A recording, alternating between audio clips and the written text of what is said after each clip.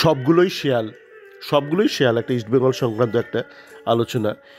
এখানে কিছু আমার ব্যক্তিগত অভিজ্ঞতাও তুলে ধরবো। তো আজকে একটু আলিপুর চিড়িয়াখানায় গিয়েছিলাম দেখতে। বেশ কয়েক বছর বাদে গিয়েছিলাম, শেষ গিয়েছিলাম কোভিডের একটু আগেই গিয়েছিলাম, তখন যখন কলকাতায় এসেছিলাম বেড়াতে। তো বাড়ি ফেরার পর দেখলাম একটা ইন্টারভিউ দেখলাম ইউটিউব চ্যানেলে, স্পট অন চ্যানেলে দেখলাম সুমিত মুখার্জি, যিনি প্রাক্তন ইস্টবেঙ্গল গোলকিপার ছিলেন, ভারতীয় টিমেও কিছুদিন খেলেছেন গোলকিপার হিসেবে। তো উনি দেখলাম সেখানে ইন্টারভিউতে কোয়াদ্রাতের মধ্যে অনেক খামতি দেখতে পেয়েছেন। মানে কোয়াদ্রাতকে প্রায় ওই চিয়ারলিডার টাইপ, ড্যান্সিং চিয়ারলিডার টাইপ বলা বাকি রেখেছেন।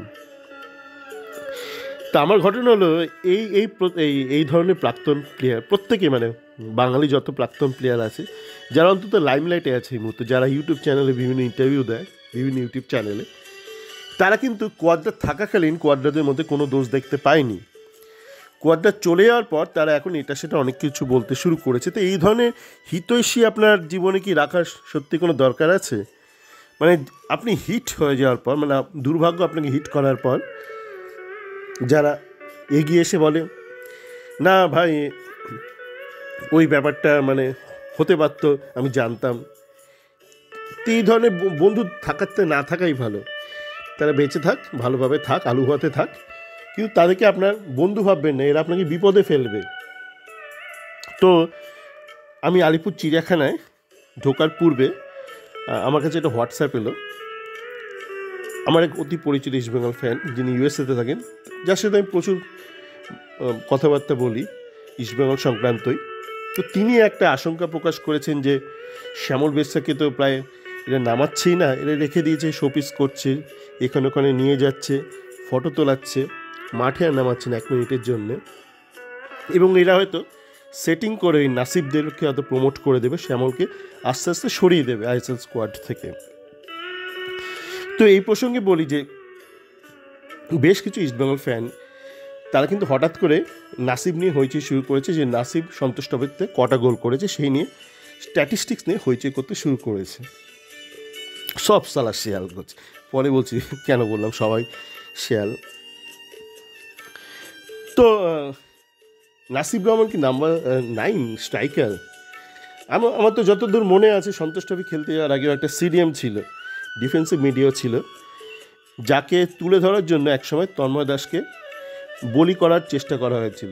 বড় মার কাছে বলি, এরকম মা কালীর কাছে বলি করার চেষ্টা করা হয়েছিল, কিন্তু আপনি কুমড়ো বলি কি দিয়ে দিলে তো আর মা কালীকে সন্তুষ্ট করতে পারবেন না।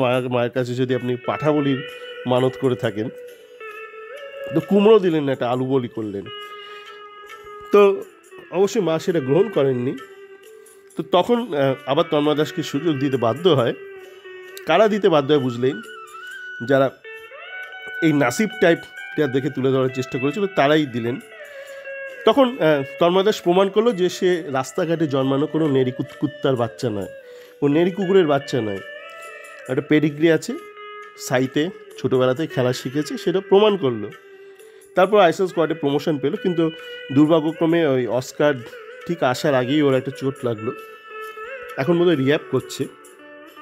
তো এখন আবার এরা চেষ্টা করছে নাসিবকে বোধহয় আইএসএল স্কোয়াডে ঢোকানো, কিন্তু কী হিসেবে ঢোকানো? নাসিব তো ফেল করেছে সিডিএম হিসেবে, এখন গোল করছে, আপনি কি মানে ওকে স্ট্রাইকার হিসেবে ঢুকিয়ে দেবেন স্ট্রাইকারের কোটায়? এই যে একটা মানে খুবই নিম্নমানের মেধা সাধারণ ফ্যানদের, যেটা আমি বলেছি হয়তো যুগের কোনো দোষ নয়, হয়তো দোষটা হলো এই যে এই ধরনের নিম্ন মেধার ব্যক্তিরা আগেকার দিনে যখন ইন্টারনেট আসেনি তখন হয়তো পাড়ার চায়ের দোকানে এসব ফালতু কথা বলতো। এখন যেহেতু তাদের হাতে স্মার্টফোন আছে, সোশ্যাল মিডিয়া আছে, তারা তাদের এই ফালতু কথাবার্তাগুলো সোশ্যাল মিডিয়ায় লিখতে পারছে এবং সেগুলো দিকে দিকে ছড়িয়ে যাচ্ছে। কীরকম ফালতু কথা আপনি বুঝতে পারবেন চিড়িয়াখানার একটা উদাহরণ দিলে। বাই দ্য ওয়ে, আজ চিড়িয়াখানায় ভিডিও তুলছিলাম, তো শেষে বেরোনোর ঠিক আগে একটা বাচ্চা ছেলে আমার হঠাৎ করে হাতের ওপর আমার রিস্টের ওপর কবজির ওপর হাত থেকে বলছে, দাদা তোমার কি কোনো ইউটিউব চ্যানেল আছে? এই তাড়াতাড়ি বললাম না না না আমার কিছু নেই। সত্যি আমার নেই, এটা যেটা আপলোড করি সেটা সেই অর্থে চ্যানেল নয়। এখন কি হয়েছে দেখুন, ছোটোবেলায় আমাদের এমনি ফটো থাকতো, ফটো অ্যালবাম থাকতো, তারপর যত ক্যামেরা ডিজিটাল হলো যত মডার্নাইজেশন এলো তত ফটো তোলা বন্ধ হয়ে গেল। এখন আমি কোথাও গেলে ফটো আর তোলা হয় না, তো মোবাইলে তুললাম তো কোথায় হারিয়ে যায়। তো এখন দেখলাম ইউটিউবে মোটামুটি যদি একটু তুলে রাখি অন্তত কিছু থেকে যায়। ধরুন কাউকে বলবো যে আমি কোথায় গেছিলাম, ধরুন এই আজকে আলিপুর চিড়িয়াখানায় গেলাম, তো যে ভিডিওতে কিছু মুহূর্ত তুলেছি সেটা আমি শেয়ার করে দিই আমার চেনা জানা লোকের মধ্যে, মূলত মানে পার্সোনাল ইউজের জন্যই। আর ইউটিউবটা যেহেতু সস্তা, এবং সস্তা মানে কি বিনা পয়সা, তাই ওখানে আপলোড করে দিই। তো যাকে এই যে মেধার কথা বলছিলাম, তো চিড়িয়াখানায়, আলিপুর চিড়িয়াখানায় বেশ কিছু কাচের এনক্লোজার করেছে। কাচের মানে হচ্ছে মানে সামনে কাচের ওয়াল রয়েছে এরকম করেছে। তো সেখানে একটা জায়গায় দেখলাম শেয়াল রয়েছে। এবার আমি পাশেটা দেখলাম, এই পাশটাতে নেকড়ে দেখতে পেলাম। দেখি ছোটোবেলা থেকে এসব টিভি চ্যানেল দেখা অভ্যাস, ইউটিউবেও দেখি, টুইটারও ফিড আসে বিভিন্ন জীবজন্তু। এবার আমি শুনছি একটা বাচ্চাকে তার বাবা বা কাকা বা কেউ হবে বলছে এটা না শেয়াল। আমি অবাক হয়ে গেলাম। একটু বাদে আমি ওখানে দাঁড়িয়ে আছি, একটু বাদে একজন এসে, আবার সে বোধহয় একটু বোধহয় শিক্ষিত, সে আবার বাংলা বলতে লজ্জা পায়, সে বললো এটা জ্যাকেল। মানে শেয়ালটা মানে নেকড়েটা একবার শেয়াল হয়ে গেল, একবার জ্যাকেল হয়ে গেল। তার ঠিক পাশের খাঁচাটায়, পরের খাঁচাটায়, সেখানে হচ্ছে ওয়াইল্ড ডগস রয়েছে, জঙ্গলি কুকুর রয়েছে। তো সেখানে গেছি, কুকুরটা একটু দূরে একটু বিশ্রাম করছে। তো সেখানে দেখি বাবারা কাকারা সব বাচ্চাদেরকে বলছে ওই দেখো ওটা শেয়াল। আমি জানি না মানে কোথায় কোথায় আমাদের মেধা নামছে। যত সোশ্যাল মিডিয়া হাতে আসছে তত কিন্তু মেধা নিচের দিকে চলে যাচ্ছে। সুন্দর করে এখন আলিপুর চিড়িয়াখানা কিন্তু সুন্দর করে ডিসপ্লেতে বোর্ড লাগানো রয়েছে, তাদের বাংলা এবং ইংরাজি দুটো ভাষাতে লেখা রয়েছে কোন জন্তুটা রয়েছে এনক্লোজারে। কেউ সেটা পড়ার প্রয়োজন বোধ করে না। দেখুন আপনি নাই জানতে পারেন নেকড়েকে কেমন দেখতে, হতেই পারে নেকড়ে তো সেই আফ্রিকায় কি নেকড়ে পাওয়া যায়, সেই ফেলুদার কথা মনে পড়ছে সোনার কেল্লায়। তো এই যে নেকড়েকে দেখে আপনি চিনতে পারলেন না, কমসে কম বোর্ডটা তো পড়বেন নাকি পাশের লোক নেকড়ে এটাকে শেয়াল বলছে বলে আপনি ইংলিশে সেটা জ্যাকেল বলে দেবেন। তো সেটাই হয়েছে, মানে যে বিষ্ণু নিয়ে যে উন্মাদ, এই যারা নেকড়েকে শেয়াল বলছে, ওয়াইল্ড ডগসকে শেয়াল বলছে, তারাই আবার কিন্তু ওই মানে যখন খেলা মাঠে ও বিষ্ণু কি দারুণ প্লেয়ার, বিষ্ণু কি দারুণ প্লেয়ার, কি ড্রিবলিং করে, একই শ্রেণী। এবার আমি কেন চিড়িয়াখানায় গিয়েছিলাম, আমি কোভিডের ঠিক আগেও গিয়েছিলাম।